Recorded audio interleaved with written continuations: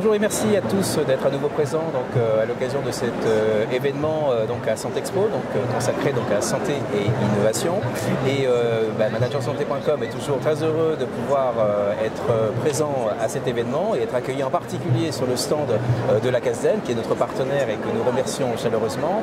Et à l'occasion de cet événement de Santexpo, nous avons le plaisir de pouvoir accueillir un certain nombre de professionnels, un certain nombre d'experts et puis d'acteurs particulièrement engagés sur le terrain, à l'occasion justement de l'accompagnement, de la transformation évidemment des activités de soins, et ce dans un contexte de crise sanitaire, puisque c'est la situation qui nous préoccupe depuis plus de 2 ans. Alors on est très heureux aujourd'hui d'accueillir Mathieu Girier, merci infiniment en tout cas de votre disponibilité et de pouvoir échanger avec nous. Alors je vous présente à trois titres. D'abord, vous êtes directeur des ressources humaines, en tous les cas en charge des ressources humaines sur le centre hospitalier universitaire de Bordeaux, le CHU de Bordeaux. Vous êtes également président de l'ADRES, qui est l'association des directeurs des ressources humaines des établissements sanitaires et médico-sociaux. Voilà. Et puis vous avez également, vous êtes cofondateur d'un think tank qui parle justement du sens du service public, et donc vous allez pouvoir évoquer votre engagement par rapport à ce niveau-là. Et puis par ailleurs, évidemment, on parlera en dernier lieu sur une contribution à laquelle vous avez souhaité porter votre soutien, notamment sur un ouvrage qui est diffusé à l'ensemble des professionnels de santé du CHU de Bordeaux. Alors peut-être dans un premier temps, nous sommes à Santexpo, vous êtes présent en tout cas sur le stand de l'ADRES. Alors est-ce que à travers l'actualité de l'ADRES, y a-t-il, des orientations ou des enjeux que vous souhaitez en tout cas porter, à l'occasion de cette activité associative, et en particulier dans l'actualité du moment qui nous intéresse à Santexpo en particulier? Écoutez, merci beaucoup en tout cas de nous donner la parole et de nous accueillir. C'est vrai que l'ADRES est toujours attaché à pouvoir travailler avec managersanté.com et la CASDEN, qui est un de nos partenaires historiques, au même titre que vous. Ce Santexpo, c'est un Santexpo qui est particulier, c'est un Santexpo de combat pour nous, parce que nous sommes dans une période extrêmement complexe. Oui. En tant qu'hospitalier, une situation dans laquelle vont se succéder des tensions au sein des personnels, beaucoup de fatigue après la crise Covid, la difficulté de remettre les collectifs, les organisations en fonction afin d'accueillir et de continuer à maintenir la qualité du service public hospitalier. Et dans cet environnement complexe, troublé que nous traversons, l'ADRES est présente, le CHU de Bordeaux est présent, le centre du service public, vous l'avez dit, sont présents, chacun dans leur case, chacun dans leur périmètre, pour finalement combattre la morosité ambiante, essayer de convaincre justement les uns et les autres que venir travailler à l'hôpital public est un vrai enjeu, que travailler à l'hôpital public est porteur d'avenir, et que l'hôpital public, malgré tout ce qu'on peut en entendre, est un établissement d'avenir, est une carrière d'avenir, et que s'engager au service du public et au service des patients est peut-être une passion de tous les jours. Et il sera pour cela nécessaire qu'on passe tous ensemble et qu'on traverse cette période complexe. Alors l'ADRES représente l'ensemble des établissements, en tous les cas, notamment sur le volet ressources humaines, avec un certain nombre de réalités à l'échelle du territoire, sans doute avec des disparités, avec aussi des particularités locales. Alors le CHU de Bordeaux a un positionnement tout à fait singulier. Qu'est-ce que vous pourriez, mettre en avant sur la question de l'engagement, quelque part, des professionnels de santé, dans un contexte, vous l'avez dit, évidemment de vulnérabilité, et avec quand même un défi à relever, vous l'avez dit, la question du recrutement, de la fidélisation. Alors si on veut faire un focus sur un établissement, en tous les cas de niveau universitaire, quelles seraient pour vous les stratégies que vous avez mobilisées, encore une fois, dans un contexte particulièrement difficile? En quelques mots, quels sont les leviers stratégiques que vous avez activés et que vous continuez d'ailleurs à activer naturellement? Je pense que le CHU de Bordeaux n'est pas un établissement qui fait exception par rapport aux autres structures, qu'elles soient hospitalo-universitaires ou hospitalières. La problématique que l'on voit remonter de la part de nos adhérents, de la part des membres du conseil d'administration qui travaillent activement à l'ADRES justement pour identifier ces solutions, c'est que partant d'un nombre assez restreint de constats, de situations parfois très complexes, on peut tisser une sorte de canevas d'action que l'on peut reproduire dans toutes les organisations et dans tous les établissements de différentes tailles. On va parler attractivité, campagne de communication. Vous avez pu le voir par exemple pour le CHU de Bordeaux, la campagne Soignants soient fiers, qui met en avant justement l'intérêt et les valeurs du CHU de Bordeaux auprès des nouveaux professionnels. On parle aussi beaucoup revue des organisations, revue des niveaux de délégation auprès du terrain. C'est tout ce qu'on va appeler dans un certain nombre d'établissements les pôles expérimentateurs. Travailler sur des nouvelles délégations de gestion, nouvelles délégations au niveau RH, reconfigurer les organisations, accompagner le développement du Ségur de la santé au plus près du terrain, dans la mise en œuvre de poules de remplacement, dans la mise en place de l'engagement collectif, dans la mise en place des heures supplémentaires.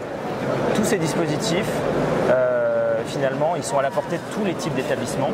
Chacun en fait sa propre assimilation, sa propre acculturation. Bien sûr. Et l'adresse essaye justement de porter ce message au niveau national en montrant les meilleures expériences et les meilleures expérimentations sur le terrain.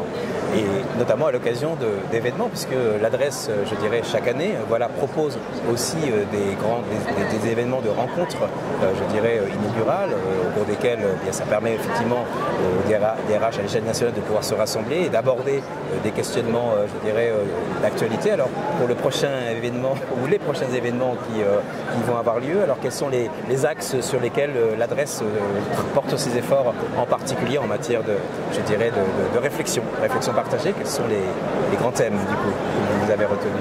Nous avons 2 événements à venir en 2022.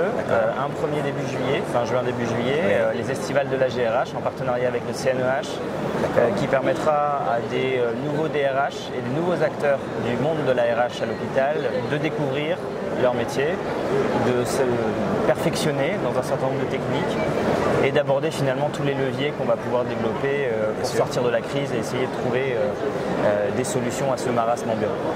Et puis en septembre, 29 et 30 septembre 2022, en partenariat avec la FHF et la MNH, nous serons à Marseille pour les rencontres RH de la santé, et cet événement de Marseille qui a déjà un très fort succès avec énormément de gens qui se mobilisent pour venir sur Marseille sera l'occasion de parler attractivité, fidélisation, conduite du changement, courage managérial, finalement tous les sujets qui font l'actualité des hospitaliers.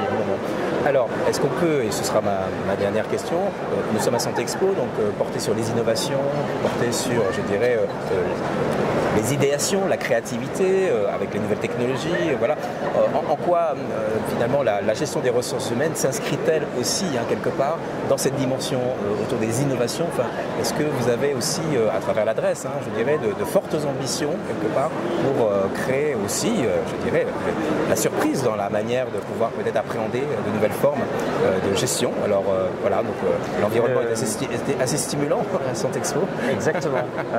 En 2017, l'adresse avait publié une plateforme présidentielle qui s'intitulait « Pour une fonction publique simple ». Aujourd'hui, notre principal cheval de bataille, c'est de considérer que l'hôpital meurt des difficultés, meurt des obstacles, meurt des tensions, parfois historiques, qui résident souvent dans l'application ou la mauvaise application d'un certain nombre de règles au sein des structures. Et si on a un message, une volonté sur Santé Expo aujourd'hui, c'est de dire que l'ARH tel qu'on l'a vécu dans les années qui viennent de s'écouler ne peut plus fonctionner. Nous aurons toujours un cadre à respecter, une législation, une réglementation. Nous aurons toujours la continuité du service public à faire vivre, mais la contractualisation, la capacité à laisser du grain à moudre au terrain pour qu'il puisse s'adapter en fonction de son degré d'attractivité relative, de sa situation géographique, des autres leviers d'attractivité qu'il peut mettre en avant, la recherche, les services de pointe, l'intelligence artificielle, le développement de la robotique. Finalement, c'est ça qui sauvera sans doute l'hôpital. Être capable d'avoir une organisation et des ressources humaines qui sont sur mesure et qui correspondent véritablement aux attentes des patients et aux attentes des professionnels. Professionnels pour lesquels, puisque vous occupez des responsabilités dans le champ de la gestion des ressources humaines, notamment la question de la reconnaissance, qui est un sujet d'actualité. Alors, quel lien faites-vous ou pas avec cette initiative que vous avez, je dirais, proposée pour remercier l'engagement de l'ensemble des personnels hospitaliers du CHU de Bordeaux? Alors, comment traduisez-vous également, peut-être de manière symbolique, quelque part, sur cette forme de redonner, quelque part, une identité, une forme de reconnaissance, voilà, à travers notamment cet ouvrage sur Regard face au Covid? Bien sûr. Cet ouvrage est magnifique. Cet ouvrage, il est une somme. Alors, il a fallu faire des choix. Oui, naturellement. Dans ce type d'ouvrage, on n'a pas pu mettre tous ceux qu'on souhaitait y mettre.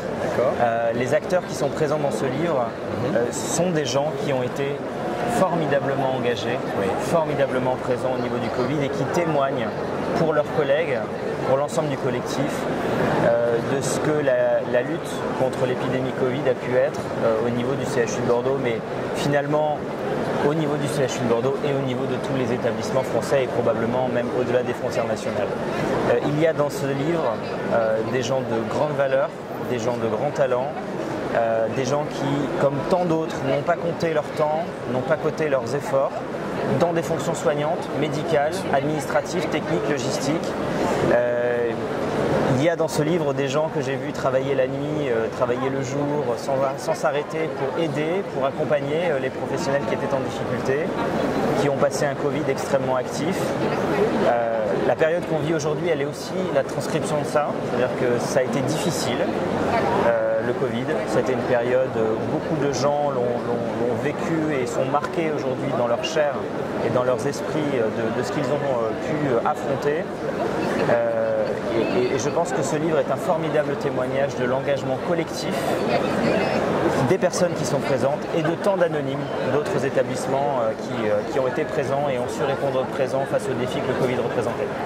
Pour conclure, peut-être un dernier message, puisque auprès des personnels de santé, alors il y a Santexpo, il y a le salon infirmier, et en particulier, donc, du coup, je dirais une mobilisation forte des professionnels soignants qui sont présents aujourd'hui, alors que, je dirais, leur place est attendue aussi dans la continuité des soins. Quel message vous leur transmettez justement dans l'esprit de cette question de la reconnaissance, de leur engagement, parce qu'ils sont là, donc est-ce que vous auriez un message en lien bien sûr avec cet